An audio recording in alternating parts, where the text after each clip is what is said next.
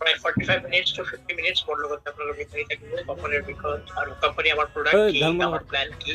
যদি আপোনালোকে জানেও যদি তথাপি অলপ ব্ৰিফ থাকক কি হ'ব কেতিয়াবা অলপ ৰিপিট হ'লে ভাল হয় তো দিবা সেকেন্ড কোম্পানী আমি জানো কি বেসিক্যালি একটা international global health and wellness company যার মেইন প্রোডাক্ট কি হল একটা প্রোডাক্ট মেইন যেহেতু আমার টুল সেটা হল একটা ইনোভেটিভ প্রোডাক্ট আর তার লগতে একটা ফিনান্সিয়াল স্কিম এটা পিছনে আছে মিস্টার হরবিন্দর সিং এটা হল সিইও অফ দ্য কোম্পানি এটা মাল্টি বিলিয়নিয়ার আপনি এটা business hall 14 line of fabric line of their plus financial line of থেকে একটা ওয়ার্ল্ড ওয়াইড একটা ভালো একটা বিজনেস আছে কিন্তু তেখেতে একটু জানে যে আজকে যদি আমি হেলথ মেইনটেইন কৰিবলৈ যাও একটু expensive affair health maintains always expensive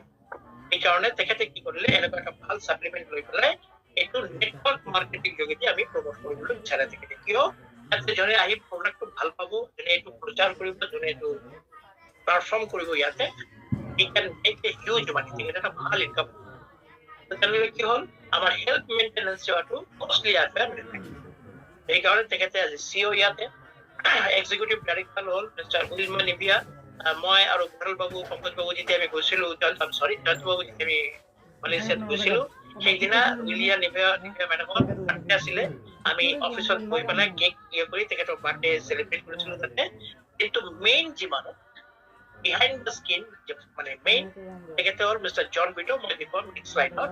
ও তেখেতে হল এক্সিকিউটিভ ডিৰেক্টৰ শি ইজ এ ভেৰি এক্সপেৰিয়েন্সড আৰু ফিলিপিনছৰ এজন নাম্বাৰ 1